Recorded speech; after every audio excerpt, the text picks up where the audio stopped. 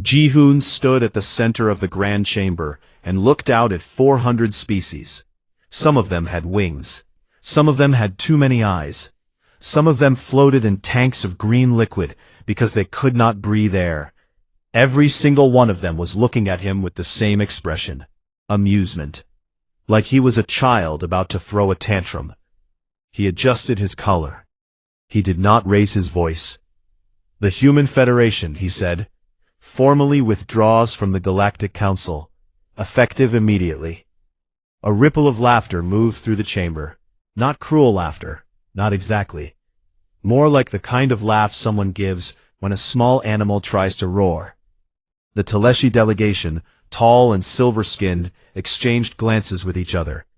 The Brellians, thick-bodied merchants with 4 arms, shook their heads like they had heard a bad joke. Vorel, the High Speaker, leaned forward from his elevated seat. He was Talashi, nearly 8 feet tall, with a face that had never learned how to hide its contempt. "Ambassador Ji-hoon," he said, his voice smooth and cold, "is this a negotiation tactic? Because if so, it is a poor one." Ji-hoon looked at him. "No, it is a goodbye." The chamber went quiet for exactly 3 seconds. Then the noise returned. Conversations, whispers, a few more laughs. Nobody took it seriously. Humans had been part of the council for 200 years. They had always complained. They had always stayed. But Ji-hoon was not bluffing. Not this time. He turned and walked out of the chamber. His shoes made no sound on the polished stone floor. Behind him, 400 species returned to their business, already forgetting what he had said. 6 hours later, on the human orbital station above the planet Kairos, Admiral Sujin stood in front of a wall of screens. Each screen showed a different sector of the galaxy. Each sector had human personnel embedded in it.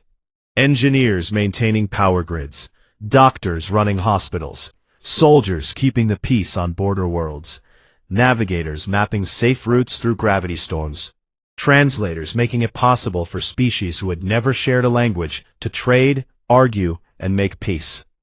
All of it was about to end. 90 days, Sujin said to her staff. Every human asset returns home. No exceptions.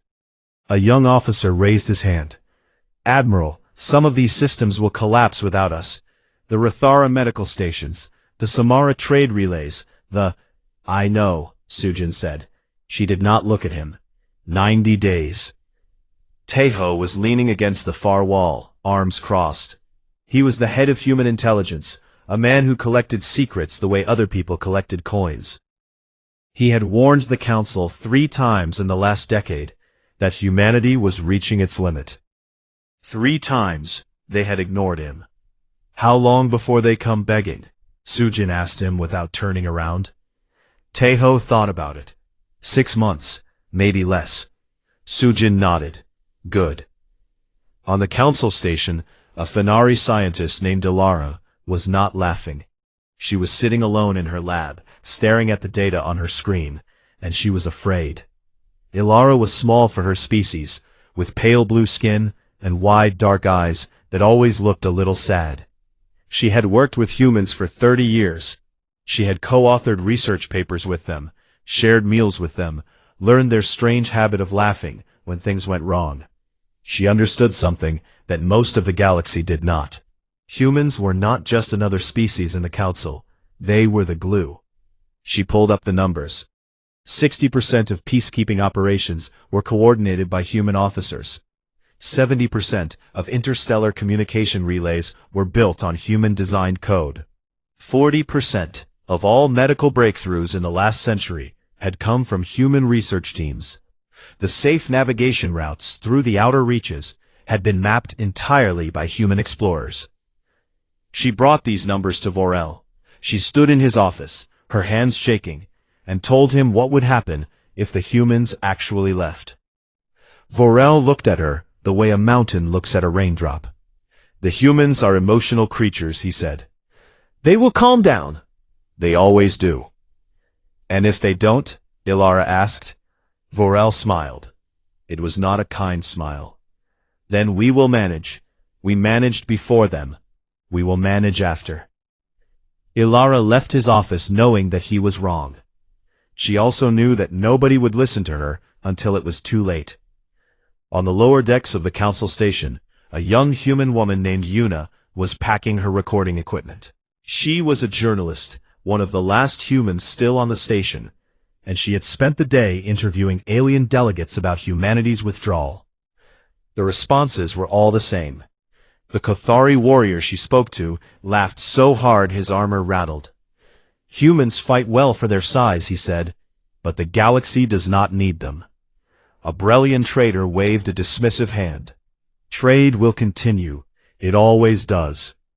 A Teleshi diplomat looked directly into her camera and said, "We wish the humans well. Their contribution, while modest, was appreciated." Modest. That word burned. Yuna packed her last case and walked to the docking bay. The final human transport was waiting. It was a large ship, gray and functional, and it was full. Engineers, doctors, soldiers, teachers, translators, all of them heading home. Some of them looked relieved, some looked angry. A few were crying. Ji-hoon was already on board. He stood at the observation window on the upper deck, watching the council station grow smaller as the ship pulled away. The station was enormous, a spinning city of glass and metal, home to millions of beings from across the galaxy. He had spent 12 years of his life there. A crew member approached him. "Ambassador, we've cleared council space. We're in open territory now." Ji-hoon nodded. The crew member hesitated. "Sir, do you think they'll be okay without us?" Ji-hoon was quiet for a long time. He watched the stars. They were the same stars he had watched as a boy on Earth, lying on the grass in his grandmother's yard, dreaming of the day humanity would take its place among them. "No," he said softly, "they won't." The ship jumped to faster than light speed, and the council station disappeared like a candle blown out in the dark. For the first time in 200 years, the galaxy had no humans in it. Nobody noticed. It started with the lights. 3 weeks after the last human ship left council space, the communication relay in Sector 14 went dark. Not dramatically, not with an explosion or a warning alarm. It simply stopped working, the way a heart stops in sleep. One moment, 40 billion beings across 9 worlds were connected. The next, silence. The council sent engineers, Brellian engineers, Teleshi engineers, the best the galaxy had. They arrived at the relay station, opened the maintenance panels, and stared at the code running through the systems. It was human code, hybrid architecture, a language of programming that humans had built from scratch, mixing their own logic with alien hardware in ways no one else had ever attempted. The engineers looked at it the way a child looks at a locked door. They understood that something was there. They simply could not open it. Sector 14 stayed dark for 11 days. In that time, 3 cargo convoys were lost because they could not receive navigation updates. A diplomatic summit between 2 minor species was cancelled because neither side could confirm the other's attendance. A hospital ship carrying medicine to a colony world drifted off course and arrived 6 days late. By then, 2,000 patients had died. It was a small number in galactic terms. Nobody panicked, not yet. Then Rathara Prime happened. Rathara Prime was one of the jewels of the Teleshi Empire. A beautiful world, covered in silver forests and crystal seas, home to nearly 3 billion Teleshi citizens. It was also the site of the galaxy's most advanced medical research center, built and operated for the last 60 years by a joint Teleshi-human team. The human team was gone now. When the plague appeared, it moved fast. A respiratory virus, airborne, with a mutation rate that made it almost impossible to track. The Teleshi doctors at the research center pulled up the antiviral protocols and found, to their horror, that the most effective treatments had been developed by the human medical staff. The formulas were there, stored in the system, but the Taleshi doctors did not fully understand them. The humans had created medicines that worked on Taleshi biology better than anything the Taleshi themselves had ever made. Nobody had questioned it when the humans were there. Nobody had thought to learn. In the first week, 9,000 died. By the second week, it was 40,000. Vorel, sitting in his office on the council station, received the reports in silence. His silver face showed nothing, but his hands, all four of them, were shaking. He sent a private message to Ji-hoon. It was carefully worded. It did not apologize. It did not beg. It requested technical consultants to assist with a minor medical situation. Ji-hoon read the message in his apartment on Earth. He read it twice. Then he closed it and went back to watering his plants. While Rithara Prime burned, the Kothari made their move. The Kothari were warriors. It was not a stereotype. It was a fact. Their entire civilization was built around conquest, strength, and the belief that the strong had the right to take from the weak. For 2 centuries, human-led peacekeeping forces had kept them in check. Not through cruelty, but through competence. Human officers understood Kothari psychology. They knew when to show strength and when to show respect. They had turned potential wars into negotiations, potential massacres into treaties. Now the humans were gone, and the leash was off. Dren, the most powerful Kothari warlord, launched simultaneous attacks on 3 border systems within the same day. His fleet was not the largest in the galaxy, but it was fast, brutal, and well-coordinated. The Council responded by deploying its own defense fleet, a coalition of Taleshi and Brellian warships. The battle was supposed to be simple. Dren's forces were outnumbered 2-1. But the Council fleet had a problem. For the last century, tactical coordination for multi-species fleets had been handled by human officers. Humans had a strange gift for it. They could hold dozens of variables in their heads at once, adapting in real time, communicating across language barriers with a speed that no translation software could match. Without them, the Council fleet was a collection of ships that happened to be in the same place, but could not function as a single force. The Taleshi flagship turned to engage Dren's lead cruiser and collided with a Brellian destroyer that had not received the order to change formation. In the confusion, Dren's forces punched through the defensive line and captured 2 of the 3 border systems before the Council fleet could regroup. It was the worst military defeat the Council had suffered in 300 years. On Earth, Taeho watched the battle footage from his office. He paused it at the moment of the collision. 2 massive warships, crumpling into each other like paper, fire blooming in the vacuum of space. He felt nothing. He had warned them. He had told them exactly what would happen. They had smiled and nodded and called him paranoid. Sujin appeared in his doorway. "How bad?" she asked. "They lost the Samara border," Taeho said. "Dren controls the trade routes now." Sujin was quiet for a moment. "And the economic impact?" "Akin's shipping network is collapsing. Without our navigators, his cargo ships can't find safe routes through the gravity fields. He's lost 40 ships in 2 weeks. 3 Brellian colony worlds are running out of food." Sujin sat down. She had wanted this. She had pushed for the withdrawal, because she believed that humanity deserved better than being the galaxy's invisible workforce. But watching it fall apart was different from imagining it. "Do we help?" she asked. It was not a real question. She already knew the answer. "No," Taeho said. "Not yet. They haven't learned yet." On the Council station, Ilara published her paper. She called it the Human Dependency Index. It was 200 pages of data, charts, and analysis, proving what she had been trying to tell Vorel for months. The galaxy was not just connected to humanity. It was dependent on humanity. Every major system, every critical piece of infrastructure, every peacekeeping operation, every medical breakthrough, every safe trade route, Humans had touched it, built it, improved it, or maintained it. The paper spread across the galaxy's networks like fire. Species that had never thought twice about humans suddenly realized that the quiet, small, short-lived creatures who had walked among them for 2 centuries had been holding everything together. Vorel tried to suppress the paper. He ordered it removed from council databases, but it was too late. It had been copied, translated, shared, and discussed on 1,000,000 worlds.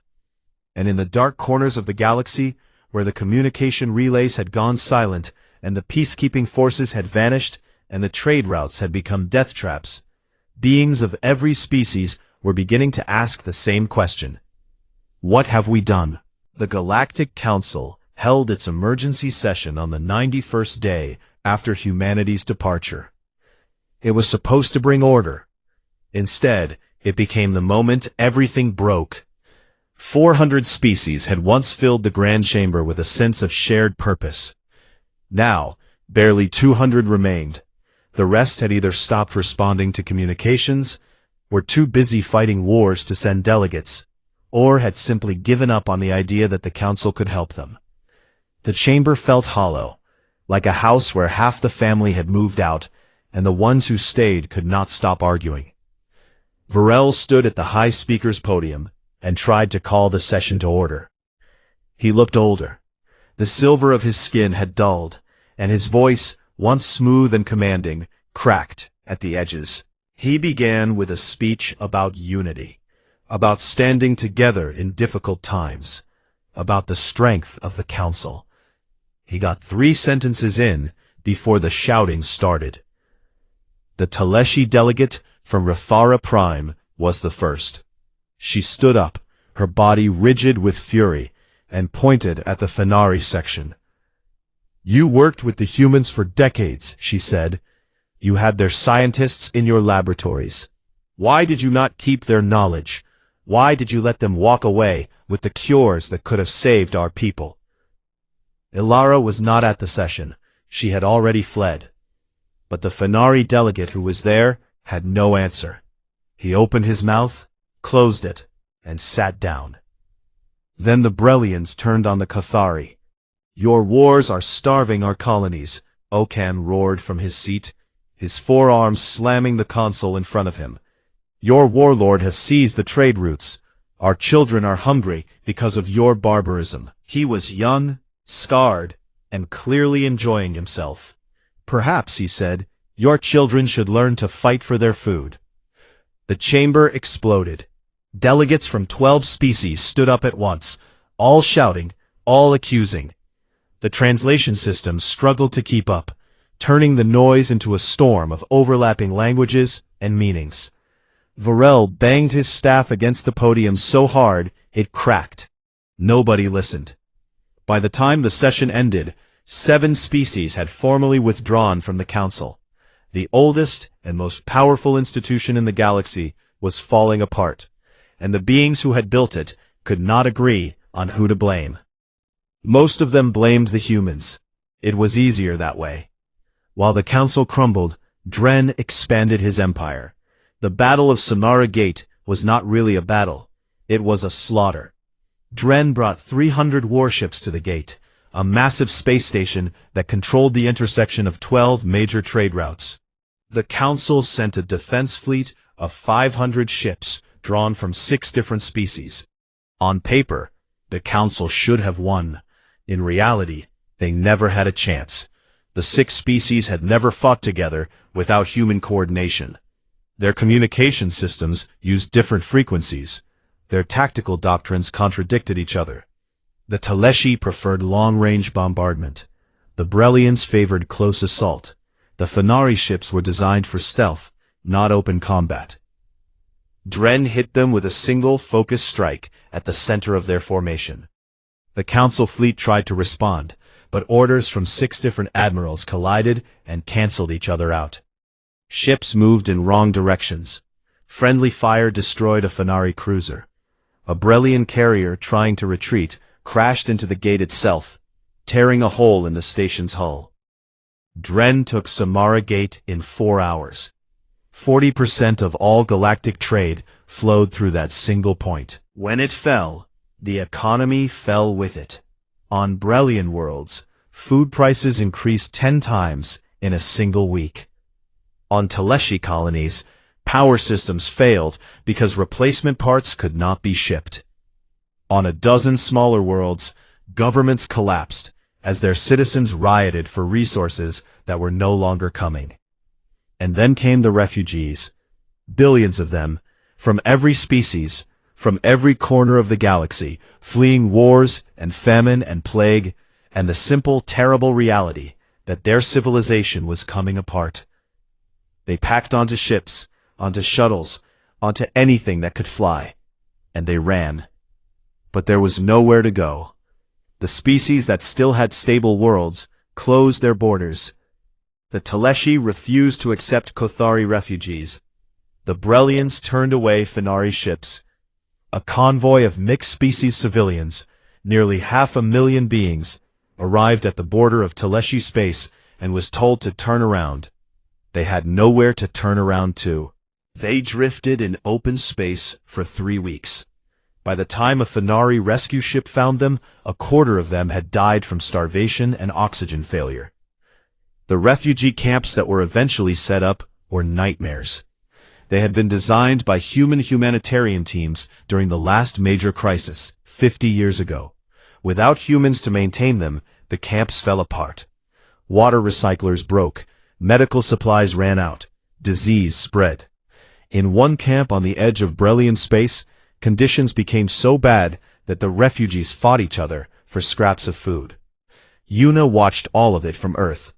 She had access to feeds from across the galaxy, intercepted transmissions, leaked footage from refugee camps and war zones. She compiled it all into a documentary. She called it What We Left Behind. She showed the galaxy as it had been when humans were part of it. Stable, functioning, not perfect, but alive. And then she showed what it had become. The drifting refugee ships. The bodies floating in space near Samara Gate. The children on Brellian worlds with hollow eyes and swollen stomachs. The documentary played on every screen in human space. People watched it in silence. Some cried, some raged. Some simply sat and stared, unable to process the scale of the suffering. And then, at the end, Yuna's voice came over the final image. A shot of the grand chamber, empty and dark. They told us we were small, she said. They told us we were young. They told us the galaxy did not need us. This is what the galaxy looks like without us. While the galaxy burned, the Council made one last desperate attempt. They composed an official message to Earth, signed by Varel and the remaining delegates. It was long and formal, and it asked for humanitarian aid. But it did not apologize. It did not admit fault. Instead, it framed the request as an opportunity for humanity to demonstrate its commitment to galactic stability. As if humanity owed them something. As if helping was a test that humans still needed to pass. Sujin read the message aloud to her senior staff in the command center of the human orbital station. When she finished, the room was silent for a moment. Then someone laughed. Then everyone laughed. Not happy laughter. Bitter laughter. The laughter of people who had given everything and been told it was not enough. Sujin deleted the message. But there was one person who was not laughing. Ilara had spent 3 weeks in a damaged shuttle, dodging Kothari patrols and broken communication zones, trying to reach human space. She arrived at the border half-starved, her ship leaking atmosphere, her blue skin pale from oxygen deprivation. The human border patrol brought her aboard, fed her, treated her injuries. A meeting with whoever was in charge. They took her to Tejo. She carried a data chip in her hand. On it was everything. Every projection, every model, every simulation she had run. The conclusion was simple and terrifying. At the current rate of collapse, the galaxy had 18 months before total civilizational failure. Not decline, not recession, Failure.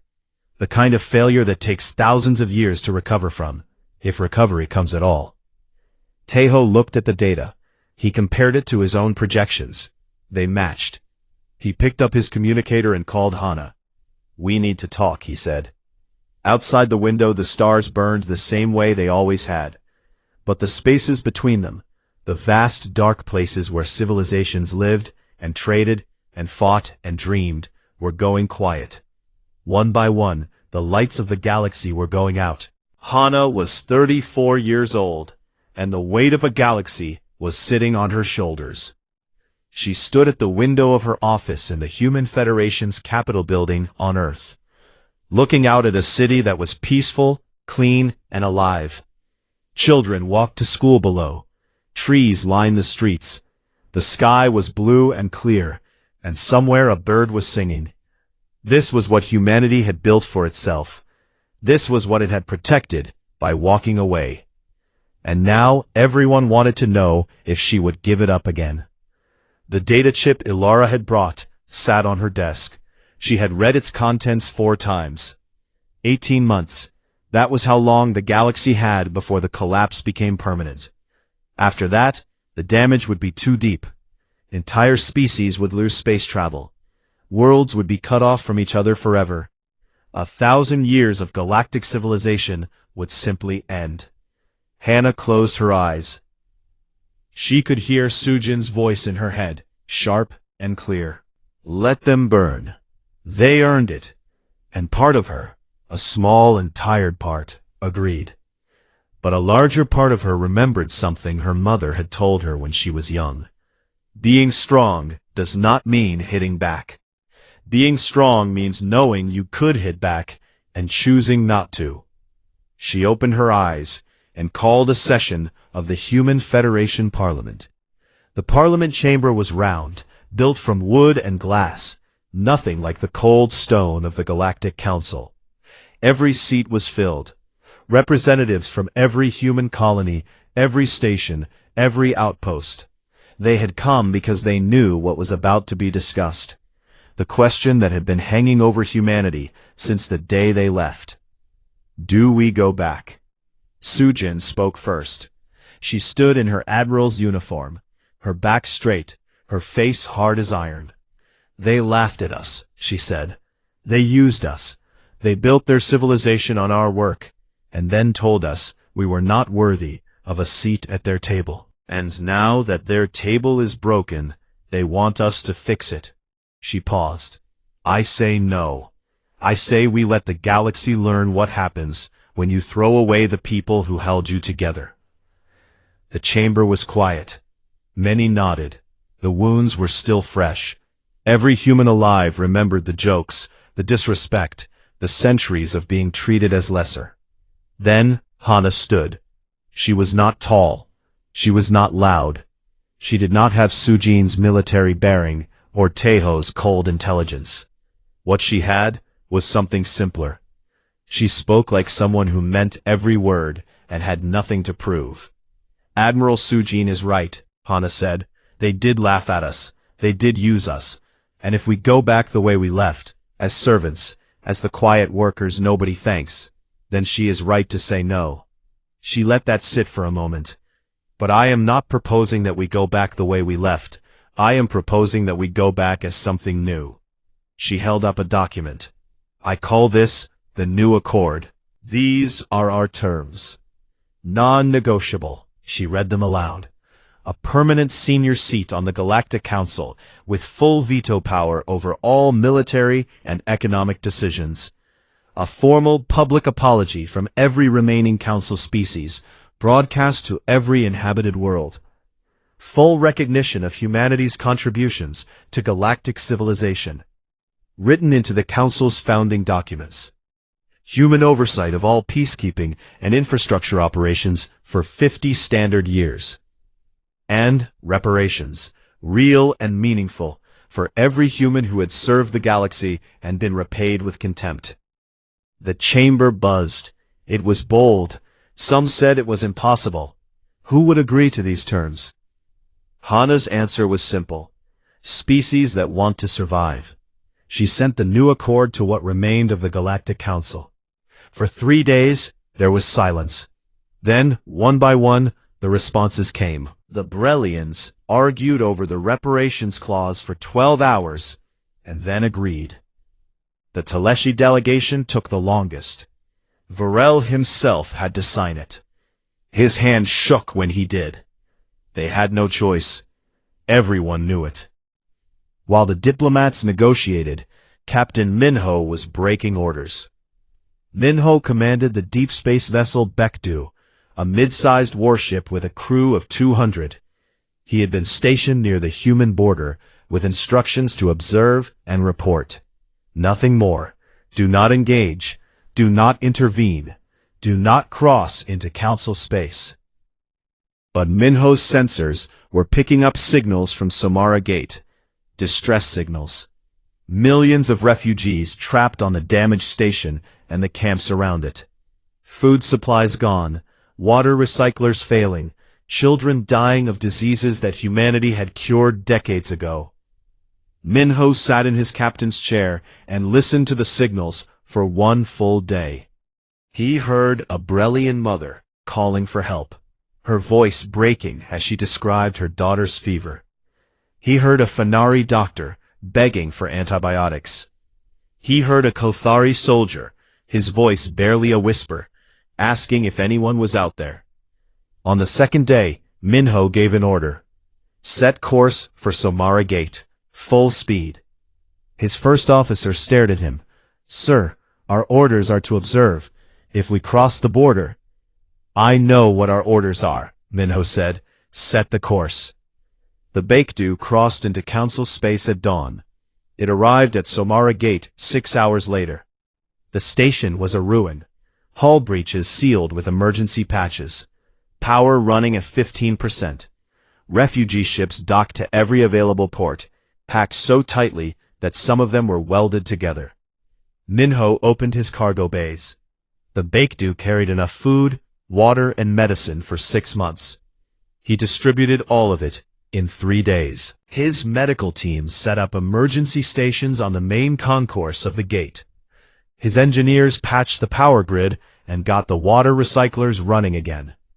And then Minho did something that nobody expected. He contacted the Kothari forces occupying the gate and asked to speak with their commander. A sub-commander named Kellon answered. He was suspicious, hostile, and tired. Minho invited him aboard the Baekdu for a meal. Kellon came alone, unarmed, because he was too curious not to. Minho met him in the ship's small dining hall and served him rice, grilled fish, and soup. Nothing fancy, just food. They sat across from each other, 2 soldiers from species that had no reason to trust each other, and they ate in silence for a while. Then Minho spoke. He did not talk about politics or treaties or the council. He told Kellon about his grandfather, who had fought in a human conflict long before first contact, and who had come home with a piece of metal in his leg and nightmares that lasted 30 years. He talked about what war costs, not ships or territory, people. Kellon listened. When Minho finished, the Kothari was quiet for a long time. Then he said, "My brother died at the Battle of Samara Gate. He was on one of the ships that hit the station. He was 20 years old." They sat with that. 2 soldiers, sharing the weight of loss across the gap between species. Kellon agreed to a temporary ceasefire around the refugee zones. It was not peace, but it was enough to stop the dying for a while. News of Minho's mission leaked within hours. Yuna, still documenting everything from Earth, broadcast the footage across human space and through back channels across the galaxy. The image of a human captain sharing a meal with a Kothari soldier, of human doctors treating alien children, of human engineers fixing alien machines, spread to every corner of civilized space. And the whisper began.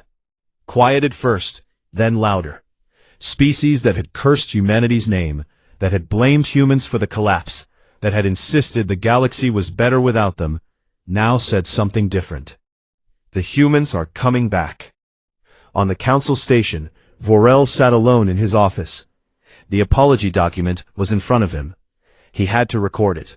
A public statement, broadcast to every world, admitting that the Council had been wrong.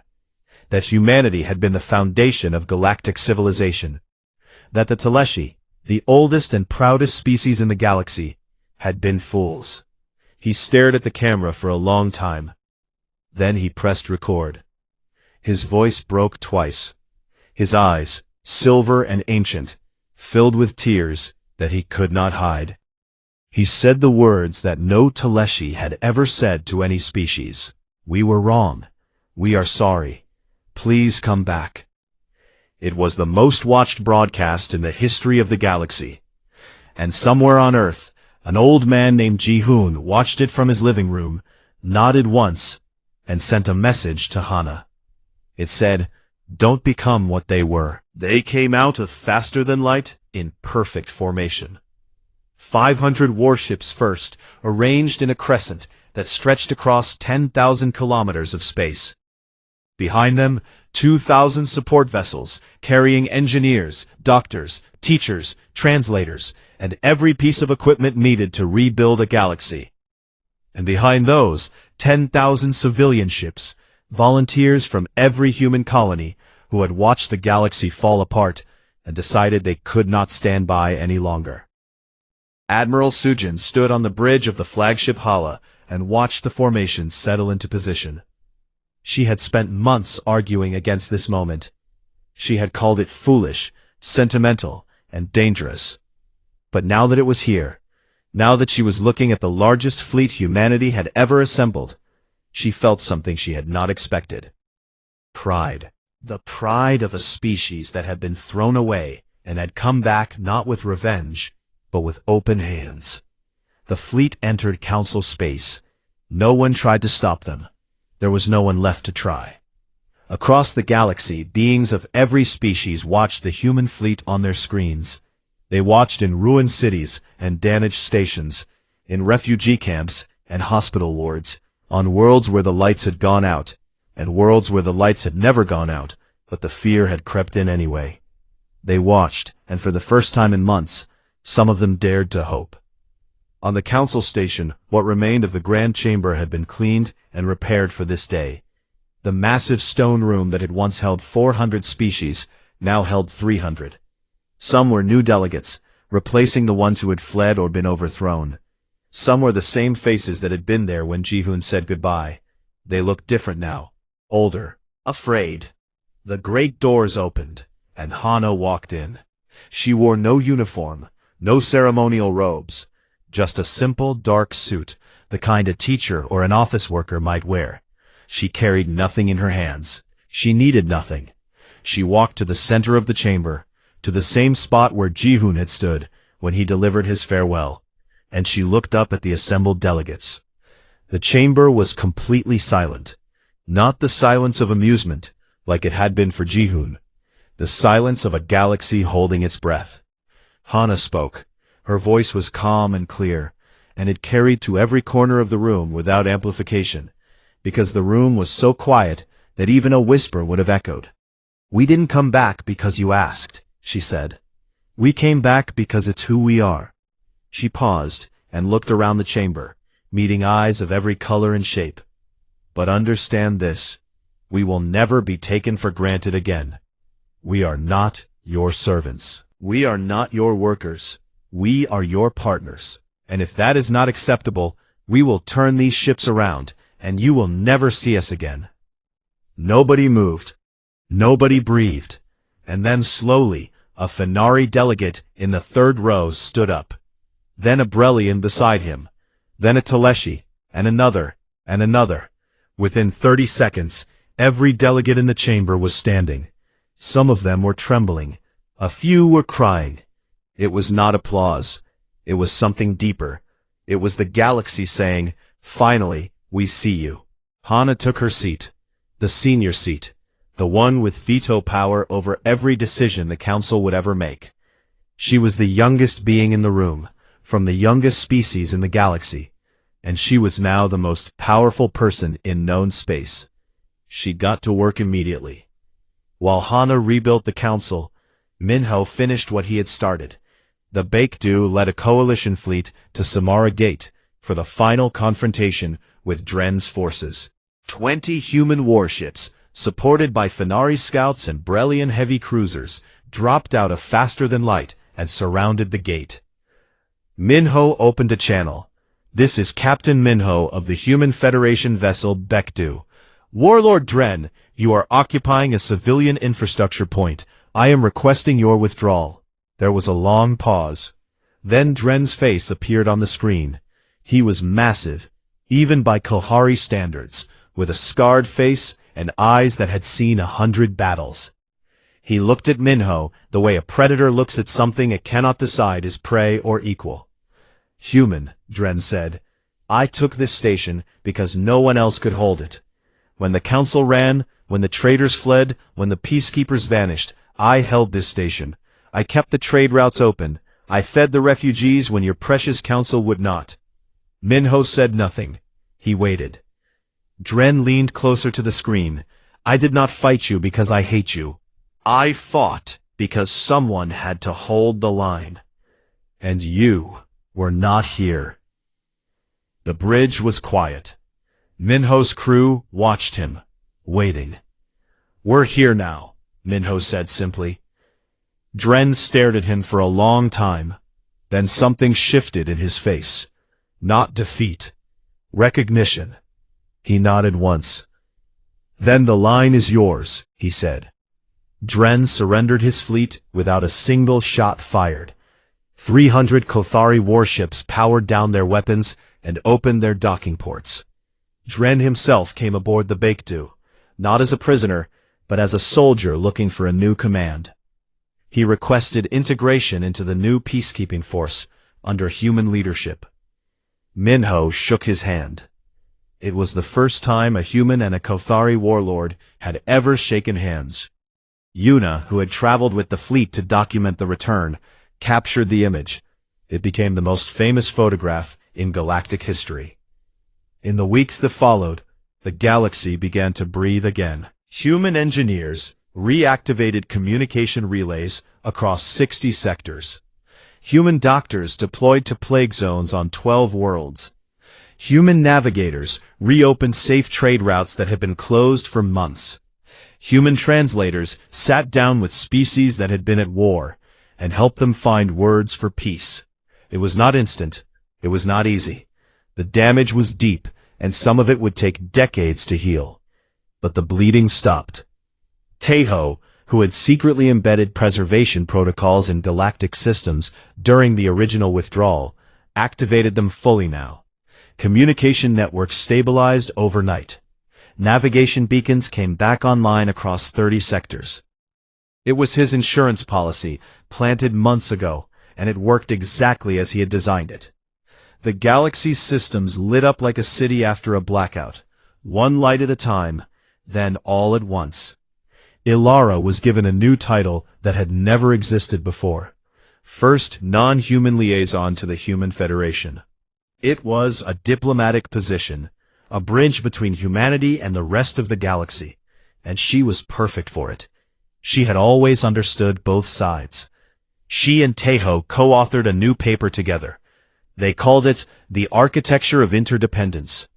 It argued that no species could survive alone, that civilization was not a competition, but a shared project, and that the galaxy's greatest mistake had been treating its most dedicated builders as disposable labor. The paper became the foundational text of the new era. Vorel resigned from his position as High Speaker. He did so quietly, without ceremony, and disappeared from public life. Some said he went to Rethara Prime to help with the plague recovery. Some said he simply could not face the beings he had failed. No one looked for him. The galaxy had already moved on. And on Earth, in a small house with a garden, Jihun knelt in the dirt and planted seeds. He was old now, older than he felt, with gray hair and hands that ached when the weather changed. He had not left Earth since the day he came home. He had not spoken to the council, had not given interviews, had not written memoirs. He had simply gone quiet, the way a river goes quiet after it has carved its canyon. Hannah came to see him on a Tuesday afternoon. She arrived without guards or staff, just a young woman in a dark suit, walking up the path to his front door. He was in the garden when she found him, kneeling beside a row of tomato plants, his hands covered in soil. She sat beside him on the ground, not caring about her suit, and she told him everything. The new council, the reforms, the peacekeeping forces, Dren's surrender, Ilara's appointment, the communication networks coming back online, the trade routes reopening, the refugees going home. When she finished, he was quiet for a while, looking at his plants, at the sky, at the sunlight falling through the leaves of an old oak tree. "Do they finally understand?" he asked. Hannah thought about it. She thought about the delegates standing in the grand chamber. She thought about Dren's face when he said the line is yours. She thought about Ilara, who had crossed a galaxy in a broken shuttle because she believed humans were worth reaching. "Some do," she said. "The rest will learn." Ji-hoon smiled. It was a small smile, tired but real. He looked up at the sky, at the blue that would fade into black, at the stars that would appear one by one as night came. The same stars he had watched as a boy, lying on the grass, dreaming of the day humanity would find its place among them.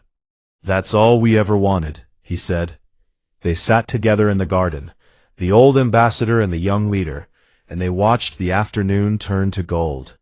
And far away, farther than the eye could see, but not farther than the heart could reach, Yuna's voice played on 1,000,000,000 screens across a healing galaxy. "They called us small. They called us young. They said we didn't belong among the stars, so we left. And when the stars began to go dark, one by one, it wasn't the ancient empires that relit them. It wasn't the proud warriors or the clever traders. It was the species they'd laughed at, the ones they'd forgotten to thank. The humans came back, not for revenge, not for glory, but because someone had to. And that, in the end, is what makes them terrifying. Not their ships, not their soldiers, but the fact that after everything, after all of it, they still cared. The stars burned, the galaxy turned, and humanity, small and young and stubborn and kind, held it all together.